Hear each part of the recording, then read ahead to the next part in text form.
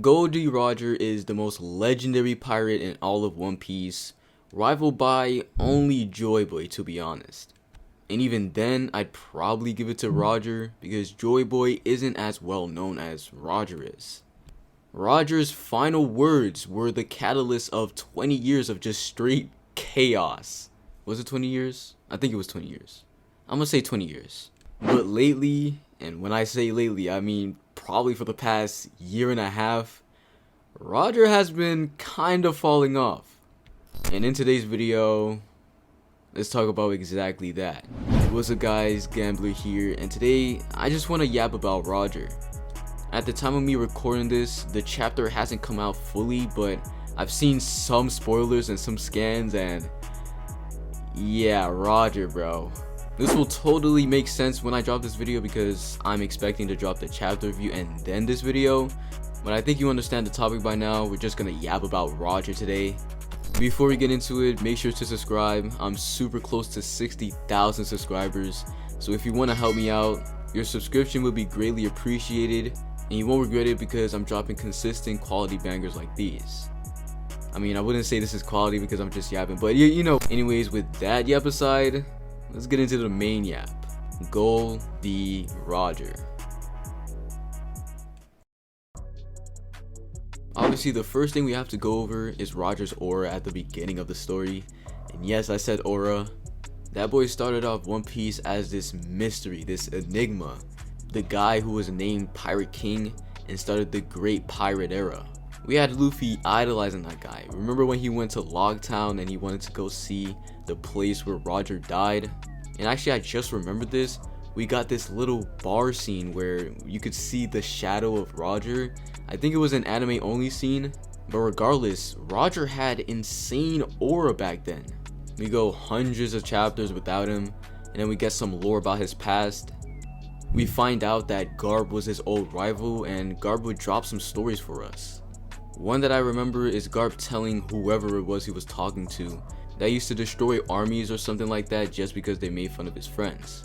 In a sense, he was a more serious kind of Luffy, whereas Luffy was this goofy, outgoing, and very stupid character. We assume Roger had the same beliefs, like don't make fun of my friends, but he executed it in a more serious way. We also found out that Roger had the straw hat before Shanks and Luffy, and during one of his first flashbacks when he recruited Rayleigh, you could see the ambition. Whereas Luffy would recruit people and be like, okay, let's go have fun, let's go on an adventure. Roger's like, yo bro, let's go turn this world upside down. That's who Roger was at the beginning of the story, and Oda actually did a good job by portraying him like that. Until we went to Wano. Now, I personally want to say this was the start of his downfall. I still liked his characterization during this arc. It was kind of cool seeing him as this notorious pirate just going around beating up marines who were trying to chase him. I will always remember him clashing with Whitebeard when I was watching it back in quarantine. But during the fight, we saw a little glimpse of who he actually was. Right before he clashes with Whitebeard, Oden is the first one to go after him. Rayleigh and Gaban both see him and they're like, okay, should we just pack this guy up? And then Roger's like, yo wait. He runs past him with this like goofy smile because he wants to fight Oden by himself, and Rayleigh even notices it. But then the guy locks in and just one-shots him. You know, again we got the goofy but serious characterization. And then we got to the end of the fight, and we finally got to know who Roger was for real. We saw him actually bow down to Whitebeard because he wanted Oden on the ship to go find the One Piece, and we find out that he was also a guy of good morals and respect. Despite Whitebeard being his direct rival and they just fought for 3 days to steal each other's treasure, the guy bowed down to him because he wanted someone. The flashback continued and we could see basically everything. I was still under the impression that he was another Luffy but more serious, and we basically got confirmation of that when both Luffy and Roger had the exact same true dream. Outside of being Pirate King, Luffy has a second dream, one that he only told Sabo, Ace, and Shanks, and then years later he told his crew. As for Roger, he told Whitebeard and Oden, and Yamato found out about it because she was reading his logbooks. This is why Yamato felt the need to follow Luffy, because Luffy was like the second coming of Roger. Now, while I said this wasn't the downfall in my opinion, that was the start of the downfall for other people. Now, I wasn't on Twitter back when Wano was going on, and I wasn't a YouTuber obviously, but I would assume people were talking about how Roger was like a Luffy 2.0, and he basically has no character for himself. Now, I personally wouldn't agree with that back then. Yes, they have similarities, that is the point, but I think Roger is his own character for real. Or rather, should I say Luffy is his own character, because I don't think anyone is exactly like Luffy. Roger has direct pirate rivals that he fights with for days, and then 2 marine rivals that he states should be chasing him. Luffy wouldn't be doing the same thing. I think Luffy's gonna have 1 marine rival at the end of the story, and it's gonna be Kobe. It's because Kobe's actually trying to stop Luffy. Roger and Garp were effing around. I mean, from what we knew back then, maybe it seems serious, but yeah, we gotta continue going to get there. Of course, we cannot exit Oden's flashback without mentioning the fact that he laughed when he saw whatever the One Piece was, and also his mysterious quote that they were too early.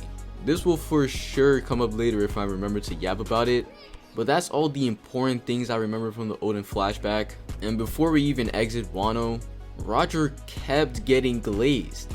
Kaido was fighting Luffy in his new awakening, and he was telling him the reason why Roger was the king of the pirates and he was able to conquer the seas was because of Haki, and Haki transcends all. This is by far one of the most iconic quotes in the power scaling community, and to be honest, I don't know what to say about it because Kaido has a team full of devil fruits. It's just very ridiculous. But anyways, now we enter Egghead, and this is where the downfall started. After Kizaru fully kills Vegapunk, the message that would play if he was dead started playing. And so Vegapunk leaked basically everything he knew. I think off the top of my head, the world would flood, the old world was under the water, and of course the biggest thing, whoever finds the One Piece will change the world. And this is where it gets a little bit funny because we saw Rayleigh talking about how that boy was drunk in a bar talking about how they're trying to spoil the fun. I don't think you guys understand the reaction this prompted. This meant that Roger and the entire Roger Pirates knew about this but never said a word to anyone. And so this is where people started putting Roger on fraud watch, because why did you laugh at this? Or a better question is this what you laughed at? Now, this didn't fully plummet Roger's stocks or anything, but it definitely made us side-eye the Roger Pirates. That boy Crocus was alive, Rayleigh was alive, and yeah, they literally told no one. And in fact, in reaction to it, Rayleigh's talking about they're spoiling the fun. What's fun? Everybody drowning because you didn't warn them about the great flooding? Yeah, I'm not gonna lie, from here it just goes downwards. We enter Elbaf and we find out about Loki. Now, Loki's a very interesting character and he always was to me. And then we find out that he had ties to Zebek, Roger's greatest foe according to Sengoku. I'm also pretty sure it's stated in the data book, but I really don't know. Loki glazes that man and he says that he was born in the wrong era. But Loki's like the renowned criminal of Elbaf, so we don't take it seriously, we just assume it's like evil trying to get with evil. That is until we enter the complete backstory of basically Elbaf. Loki is a kid giant and he literally just attempted to take his life by falling all the way from the top of Elbaf. And then in comes Rocks. We get absolute glaze on him. And then in the next chapter, he literally attacks the kid who just tried to end himself. So at this point, we're still thinking, oh yeah, Rocks is just an evil dude, like just completely evil. We see more of the flashback and Rocks just killed an admiral, kidnapped different kings, and told Imu, I'm gonna pull up back here whether you like it or not. And then at the end of that same chapter, I'm pretty sure, we get his ambition about Hachinosu and how he's trying to scam the world government. He already has a bounty and an entire crew because of his daily bag fights. So yeah, Rocks is still falling under the assumption that we all had. That guy is evil. But then we entered the actual chapters that assassinated Roger. Chapter 1156 was the instant drop in aura for Roger. We got introduced to the Kuja pirates back then, and they had two absolute baddies on the ship. They were such baddies they would pull up to random islands, steal from them, and the Marines couldn't do anything because they were just love struck. This is where we enter the part where Roger comes in. I'm pretty sure his first words of the entire flashback is that he has arrived to steal their vice captain, Shaggy.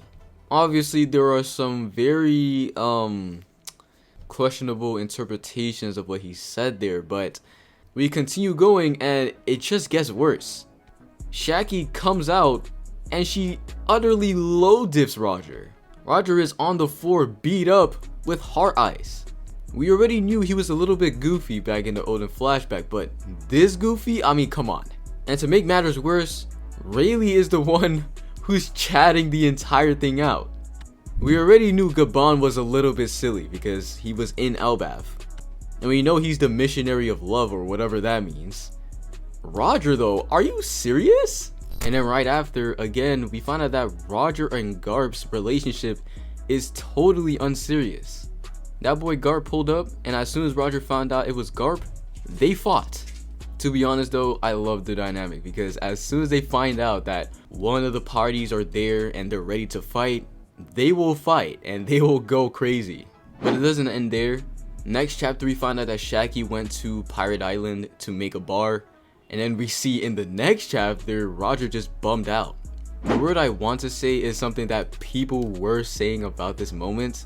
I won't say it though because it's kind of sensitive. But we get this little flashback of Shaggy giving this note to Rayleigh, and Roger's just there like, yo bro, you don't want her? Obviously this is another insane aura dive, but the word people were using, goodness gracious. Then in the middle of the chapter, Roger pulls up to Shaggy's bar, and Shaggy only wants to find out about Rayleigh.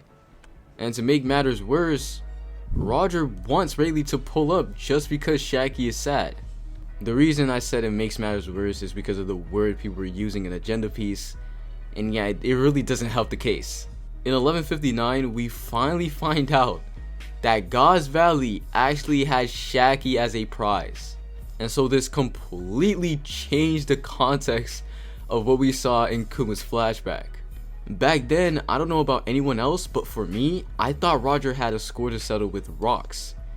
Bro was talking about, you know how I felt this past year? I thought he lost to Rocks like badly a year ago. But no, the guy was talking about Shaggy. But before we get into the greatest piece of agenda, I just want to go over something that I skipped over and I totally forgot about, but it's super important. It was this lore drop we got in Elbaf, and it was the mural. In the mural, we saw Emo basically soloing everyone with the internal flame, and people were saying that this is what Roger saw, and he laughed. He laughed because he was like, yo bro, I am not fighting this. I'm gonna go get myself executed. I'm not gonna lie, this is one of my favorite Agenda Piece headcanons because can you imagine how funny that is?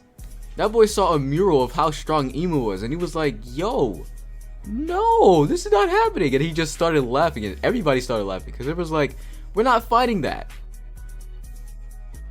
But now we enter what is probably my thumbnail right now, Roger on God's Valley.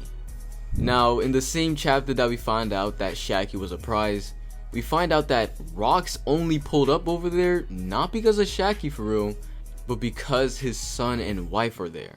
And so this is where Agenda Piece comes in, because we know that Roger and Garp killed that boy. And so for Roger to be there literally only because of Shaggy, and he ends up killing Rocks, who's only there for his wife and child, it's a terrible look. The thumbnail is probably one of the funniest things I've ever seen because Togashi really hits it on the nail every single time. That boy Rocks literally couldn't care less about Shaggy, but that man Roger tweaked on him. And then we enter what happens in this chapter, 1160. Again, at the time of recording this, the chapter hasn't come out on TCB. And sadly, if it doesn't come out in the next couple of hours, I might drop this before it. So, spoilers ahead, you could skip maybe 30 seconds. But we see this panel of Roger just getting trampled on by his entire crew, and dude, like, this is the Pirate King? That boy literally tried to lead his crew as the captain, and he couldn't even do that. And then on top of that, he's sweating because Garp is over there. Man, yo, this is ridiculous. But yeah, I don't know what else Oda could do for Roger's stocks. Obviously that boy is still insanely strong, right? And he's the Pirate King, so we have to respect that. But man, the aura is all gone. It's just gone. And no, I'm not talking about him simping, because there's a difference between someone portrayed as super cool and then just suddenly finding out that he's like this, and then another character who's literally all about that. But yeah, what do you guys think? Let me know down in the comments. Make sure to like and subscribe if you like this yap session. And I'll catch y'all in the next one.